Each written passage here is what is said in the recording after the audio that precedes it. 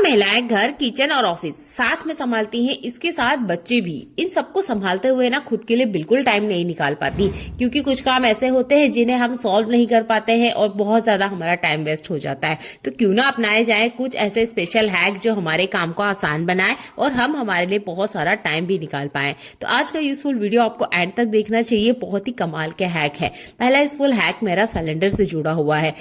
Cylinder का use her घर में किया जाता है। आप सिलेंडर के बारे में ये जानकारी जानते हैं या नहीं जानते हैं, कमेंट करके जरूर बताइएगा। आज सिलेंडर को ध्यान से देखेंगे तो यहाँ ABCD प्लस में यहाँ पर कुछ नंबर लिखे होते हैं, जिनकी हमें अगर सही जानकारी ना हो तो ये सिलेंडर हमारे लिए नुकसानदेह भी हो सकते हैं। तो जब भी आप सिलेंडर लेकर आते हैं, इसके ऊपर चेक करें ABCD अल्फाबेट लिखे हैं और कौन सा ईयर इस पे लिखा हुआ है। A का मतलब होता है जनवरी, फरवरी, मार्च। B का मतलब होता है अप्रैल, मई, जून। C का मतलब होता है जुलाई, अगस्त, सितंबर और D का मतलब होता है अक्टूबर, नवंबर, दिसंबर। इसके साइड में जो नंबर लिखे होते हैं वो होता है साल। तो इससे आप सिलेंडर की एक्सपायरी डेट पता कर सकते हैं। इंडिया में हर महिला मेहंदी लगाना पसंद करती है। स्पेशल जो पैरों में मेहंदी लगाई जाती है ना, वो गहरे रंग की लगाई जाती है। इसके लिए आप बैलून का यूज कर सकते हैं। जिस भी फिंगर से आप मेहंदी लगा रहे हैं पैरों में, उसमें आप बैलून लगा लीजिए। उसके बाद में आप मेहंदी को पैरों में लगाएं, क्योंकि मेहंदी लगाते वक्त हमें हमारे हाथों का यूज करना होता है। अगर मेहंदी को थोड़ी सी अगर आपको डिजाइन देनी है तो सिंपल मेहंदी लगाते हैं तब भी हमें हाथों का यूज करना ही होता है। तो आप इस तरीके से बैलून पहना देंगे तो आपकी फिंगर में मेहंदी का निशान नहीं आएगा और अपने पैरों में आप आसानी से मेहंदी लगा सकते हैं। इस तरीके से आप दूसरों के पैरों में भी मेहंदी लगा सकते हैं। अगर उंगलियों में भी आप डार्क मेहंदी लगाना पसंद करते हैं तो इस बैलून वाले ट्रिक को एक बार जरूर करके देखिएगा। इससे आपकी फिंगर बिल्कुल ही मेहंदी की नहीं होगी, जिससे हमारे नाखून भी खराब हो जाते हैं। ये बहुत ही कमाल का हैक है। मुझे तो ये बहुत ज्यादा पसंद आया है, क्योंकि मुझे मेहंदी लगाना बहुत ज्यादा पसंद होता है और बहुत बार मेरे साथ ये दिक्कत होती थी कि फिंगर खराब हो जाती थी, क्योंकि मेहंदी हम फिंगर की मदद से ही लगाते हैं। तो इस ट्रिक को आप एक बार जरूर यूज करके देखिएगा। आपको अच्छा लगता है तो लाइफ टाइम अपना लीजिएगा। चलिए बढ़ते हैं अगले यूजफुल हैक के लिए। जैसे ही विंटर सीजन आता है, हम फूल गोभी को खाना पसंद करते हैं। फूल गोभी को बैक्टीरिया फ्री करने के लिए हम बॉईल करते हैं। बॉईल करने के बाद में इसके बैक्टीरिया खत्म हो जाते हैं, पर इस गर्म पानी का हम यूज नहीं करते। गर्म पानी को किचन सिंक में, बाथरूम में, जहां पे भी नाली वाला पाइप जाता है ना, इस गर्मा गर्म पानी का आप यूज कीजिएगा। इससे जितने भी नाली में गंदगी जमा है वो अच्छे से क्लीन हो जाती है। तो आप गर्म पानी में कुछ भी बॉईल करते हैं तो गर्म पानी को वेस्ट ना करें, इस तरीके से गर्म पानी का यूज किया करें। ठंड का सीजन आता ही नहीं है कि हर किसी को चाय की तलब बहुत ज्यादा लगती है। आज हम यहाँ चाय तो बनाएंगे, पर बिल्कुल ही अलग तरह की। इससे आपकी हेल्थ को किसी तरह का कोई नुकसान नहीं होगा। आप इसे 2 से 3 बार ले सकते हैं और बहुत इफेक्टिव रिजल्ट आता है। तो अपने लेना है यहाँ पर 1.5 चम्मच इतना धनिया। 1 गिलास पानी में हमने 1.5 चम्मच धनिया लिया है। इसके बाद में हम यहाँ पर लेंगे 1 चम्मच सौंफ। अच्छा, अगर आप ज्यादा लोगों के लिए बना रहे हैं तो तब आप यहाँ धनिया पाउडर की क्वांटिटी बढ़ा सकते हैं। मैं यहाँ पर 3 लोगों के लिए बना रही हूँ, इसलिए मैंने लिया है 1 चम्मच धनिया, 1 चम्मच यहाँ पर सौंफ और 2 इलायची। ये हमारे स्वाद को बढ़ा देती है। इससे आपकी चाय पीने की जो तलब है वो कम हो जाएगी। विंटर सीजन आते ही मैंने बहुत से लोगों को देखा है, जब भी आप उनसे चाय का पूछेंगे कभी मना नहीं करेंगे, क्योंकि विंटर सीजन होता है तो सबको चाय की तलब लगती है। तो उस चाय की तलब को आप इस तरीके से कम कर सकते हैं। यहाँ मैंने 2 इलायची ली है। इसके बाद में मैं इसमें यहाँ पर मीठे के लिए ऐड करूंगी गुड़। चीनी बिल्कुल आप जितना हो सके उतना कम यूज करें, क्योंकि चीनी की जो प्रॉब्लम है वो बहुत ज्यादा है और वक्त के साथ बढ़ती ही जाती है। तो ठंड के सीजन में अगर आप गुड़ लेते हैं तो इसके आपको सेहत पे बहुत अच्छा रिजल्ट मिलेगा। तो यहाँ पर गुड़ यूज करते हुए मैंने अच्छे से इसको बॉईल कर लिया है, जैसे कि हम चाय उबालते हैं। उसके बाद में आप छान लीजिए और जितना आप इसमें दूध ऐड करना चाहते हैं उतना कर सकते हैं। तो मैं यहाँ 3 कप में लेने वाली हूँ और आधा आधा करके इसमें दूध मिलाना है। जितनी भी हमारी चाय बनी है वो दूध इसमें ऐड करना है, पर आधा गिलास चाय में आधा गिलास हमने दूध ऐड करना है और इसे आप चाय की तरह पीजिए। आपकी सेहत को हमेशा इससे फायदा होगा। चाय पीने की जो तलब है वो कम हो जाएगी। इससे डाइजेशन सिस्टम बहुत अच्छा रहता है। तो आप इस तरह की चाय पी सकते हैं जो धनिये से बनती है और इसका स्वाद बिल्कुल ही ग्रीन टी की तरह आता है। आप इसे जरूर एक बार ट्राई कीजिएगा। अगला यूजफुल हैक मेरा घी से जुड़ा हुआ है। जब भी हम घी बना लेते हैं, आपने देखा होगा इसके नीचे थोड़ा सा यहाँ बुरादा बच जाता है, यानी कि थोड़ा सा यहाँ पे जो जला हुआ दूध रहता है वो बच जाता है। ज्यादातर घरों में इसका यूज किया जाता है और कुछ घरों में नहीं किया जाता है। तो आज मैं आपको इसका अलग तरीके से यूज करके बताने वाली हूँ, वो भी घी को निकालने के जस्ट बाद ही। आपको इसे स्टोर करके नहीं रखना है।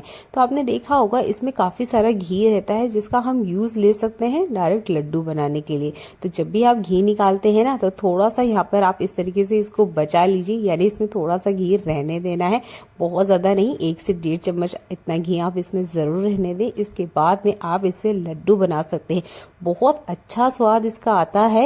मैंने इसे बना के देखा, मुझे लग नहीं रहा था कि इसका इस तरीके से भी यूज ले सकते हैं। तो इसको मैं काफी टाइम पराठे में यूज करती हूँ, पर इस तरीके से डायरेक्ट आप इसमें लड्डू बना सकते हैं। बिल्कुल मावा वाला फ्लेवर आता है, वो भी घर में बचे हुए घी के बुरादे से। तो आई होप ये ट्रिक आपको पसंद आती है। यहाँ पे आम के दाम भी मिल गए हैं और गुठलियों के भी दाम मिल गए हैं।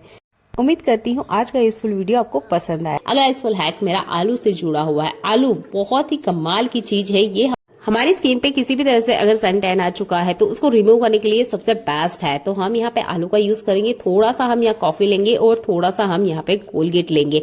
आपने देखा होगा जैसे ही ठंड का सीजन आ जाता है तो बहुत सारे लोग ना धूप में बैठना पसंद करते हैं विटामिन डी के लिए, और ये बहुत ही कमाल की चीज है, लेनी भी चाहिए। तो इसी वजह से क्या होता है, हमारे हाथ पैर ना काले हो जाते हैं, और जो हाथ पैरों की कूनी होती है, फिंगर्स होती है, बॉडी के ऐसे बहुत सारे पार्ट जो कि काले हो जाते हैं, दाग आ जाते हैं ठंड की वजह से, तो उनको कैसे रिमूव करें, ये ट्रिक आप जरूर यूज करके देखिएगा। कलर तो और नहीं खिलता है, क्योंकि कलर हमारा जो होता है वो नेचुरल कलर होता है, उसको ये नहीं निखारेगा। पर हाँ, जितनी भी डेड स्किन आपके हाथों में है, पैरों में है, इसे वो आराम से रिमूव कर देगा। तो इस तरीके से आप कोलगेट, आलू और कॉफी को यूज करते हुए अपने हाथ पैरों की डेड स्किन को निकाल सकते हैं। चेहरे पे से अप्लाई नहीं कीजिएगा, क्योंकि कोलगेट चेहरे पे अप्लाई नहीं किया जाता है। हमारे हाथ पैरों की जो स्किन होती है वो हार्ड होती है, पर चेहरे की जो स्किन होती है वो बहुत ज्यादा सॉफ्ट होती है। तो इसे उन्हीं एरिया पे आपको यूज करना है जो बहुत ज्यादा काले हो चुके हैं। जैसे कि मैंने आपको बताया, पैर की कूनी हो सकती है, हाथों की कूनी हो सकती है, या उंगलियों की बीच वाले फिंगर वाली जगह हो सकती है, जहां पे भी आपको लगता है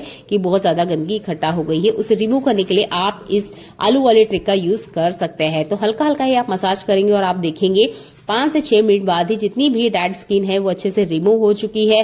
जितना भी गंदगी, मैल, मिट्टी हाथ पैरों में लगा हुआ है वो निकल जाता है। तो इस ट्रिक को एक बार तो आप यूज करके देखिएगा। मुझे बहुत अच्छा इसका रिजल्ट मिला, क्योंकि विंटर सीजन में हम कितना भी क्रीम क्यों ना लगा लें, हमारे हाथ पैर रफ हो जाते हैं और काफी सारी ना डेड स्किन हाथों पे आ जाती है, क्योंकि हाथों से ही हम सारे काम लेते हैं। तो हाथों को क्लीन करने के लिए आप इस ट्रिक का यूज कर सकते हैं। और इसके बाद में आप मॉइस्चराइजर जरूर लगाएं, क्योंकि कोलगेट हल्का हल्का सा बाद में जलन करता है। चलिए बढ़ते हैं आज के अगले यूजफुल और हैक के लिए, जो भी आपको बहुत ज्यादा पसंद आने वाला है। आप चैनल पे पहली बार आए हैं तो चैनल को सब्सक्राइब कर लीजिएगा। अगला यूजफुल हैक मेरा विंटर सीजन से जुड़ा हुआ है। अच्छा, विंटर सीजन आते ही ना हम लेडीज से जैकेट, स्वेटर पहनना पसंद करती है। जैकेट में तो पॉकेट आते हैं, पर जो स्वेटर होती है ना उनमें पॉकेट नहीं आते। फिलहाल में मेरे पास जो स्वेटर है वो गीला है, इसलिए मैं आपको वो नहीं दिखा रही हूँ। मैं आपको जैकेट पे ये ट्रिक करके बता रही हूँ। तो जो स्वेटर होता है उसके इनसाइड वाले हिस्से में जहां पर पॉकेट बना होता है, वहां पर हम घर में रखा हुआ इस तरीके से ये जो ज्वेलरी बैग है इसका भी यूज कर सकते हैं। स्वेटर में पॉकेट है तो अच्छी बात है, अगर नहीं है तो आप यहाँ पर पॉकेट बना सकते हैं, क्योंकि हम महिलाओं को बहुत ज्यादा काम होते हैं। तो हमारे हाथ में जो भी छोटी मोटी चीजें आती है, जैसे कॉइन हाथ में आ गए या पैसे हाथ में आ गए, तो हम ना उनको संभालने के लिए जगह ढूंढती रहती है। पर इस तरह का अगर पॉकेट जेब हमारे पास होगा ना, तो पूरे घर में हमें नहीं घूमना होगा। और जो छोटी मोटी चीजें हमारे हाथ लगती है घर की क्लीनिंग करते वक्त, या कोई भी बहुत इंपॉर्टेंट चीजें, आप उसको इस तरीके से इस ज्वेलरी पर्स में रख सकते हैं। और अगर आप कहीं बाहर जा रहे हैं जब, तो ये ट्रिक आपको बहुत ज्यादा पसंद आने वाली है, क्योंकि इस पर्स में अगर आप कोई भारी चीज रख रहे हैं तो 2 से 3 पिन आप लगाइए। हमारी इंडिया में खाने में मेन चीज रोटी बनाई जाती है, जिसके लिए हम यहाँ चक्का बेलन का यूज करते हैं। जिस घर में 3 टाइम रोटी बनती है वहां पे चक्का बेलन को बहुत ज्यादा यूज किया जाता है, पर कुछ घरों में चक्का बेलन का यूज कम किया जाता है, कभी कभार रोटी बनाई जाती है। तो उस केस में आप इस चक्का बेलन को बिल्कुल भी खुला ना छोड़े। इसमें आप क्या कर सकते हैं, इस पॉली बैग का यूज कर सकते हैं। जैसे ही आपने यूज किया, क्लीन कर लिया, उसके बाद में इस तरीके से कवर करके रखें, क्योंकि नेक्स्ट टाइम जब हम इसे खाने में यूज करेंगे तो इसमें धूल मिट्टी लगी होती है, उसके साथ भी इसमें बैक्टीरिया भी ऊपर से आ जाते हैं। अगर चिपकली कॉकरोच है तो वो इसके ऊपर चल के चले भी जाते हैं। अगर आप डेली लाइफ में भी चक्का बेलन का यूज करते हैं तब भी आप इसे कोशिश कीजिएगा कि इस तरीके से कवर रखें, क्योंकि इससे डायरेक्ट हमारी रोटी टच होके बनती है, जिससे हमारी हेल्थ को नुकसान हो सकता है। क्योंकि चिपकली घर में भागती है, कॉकरोच भी भागते हैं, तो चक्का बेलन के ऊपर भी चल सकते हैं।